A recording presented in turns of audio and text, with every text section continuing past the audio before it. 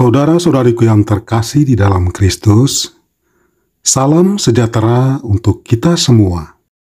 Halo teman-teman, jangan lupa like, komen, dan subscribe. Jangan lupa juga ya, hidupin loncengnya. Selamat menonton channel Pak Aman. Dadah! Bapamu yang di surga tidak menghendaki supaya seorang pun dari anak-anak ini hilang. Bisakah kita merasakan betapa pedihnya hati orang tua, baik ayah maupun bunda yang kehilangan anak-anaknya? Kepergian anak yang tidak melalui restu orang tua, baik yang pergi karena kematian ataupun diculik, dipisahkan oleh bencana maupun keadaan apapun, pasti meninggalkan duka yang sangat dalam. Bila ada harapan untuk bertemu, maka berbagai usaha pasti akan dilakukan untuk menemukan kembali sang buah hati. Dan yang pasti, pikiran dan perasaan kita sebagai orang tua hanya tertuju kepada anak yang sedang hilang. Sementara anak-anak yang lain yang lagi ada bersama kita tidak terlalu pikirkan. Betapapun enaknya makanan yang disuguhkan saat itu, semuanya terasa hambar. Karena kemauan untuk makan pun sama sekali tidak ada. Yang sangat dirasakan hanyalah kepedihan, ketidakberdayaan, dan kebingungan mengingat anak yang hilang. Pikiran kita akan terganggu. Apakah anak kita masih hidup atau sudah mati? Apakah di tangan orang baik atau orang jahat? Apakah cuma ditahan untuk mendapat uang jaminan atau alasan apapun lainnya?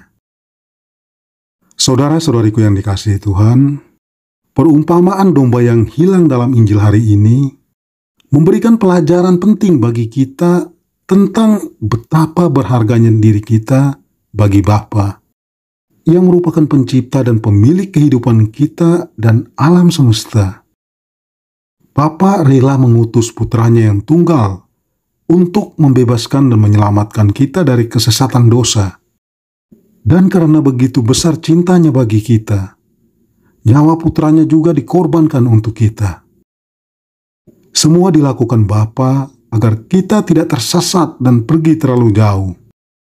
Lantas, masihkah kita mau disesatkan oleh hal-hal duniawi yang menjauhkan kita dengan Bapa? Kita tahu api itu panas, namun kita tetap bermain api.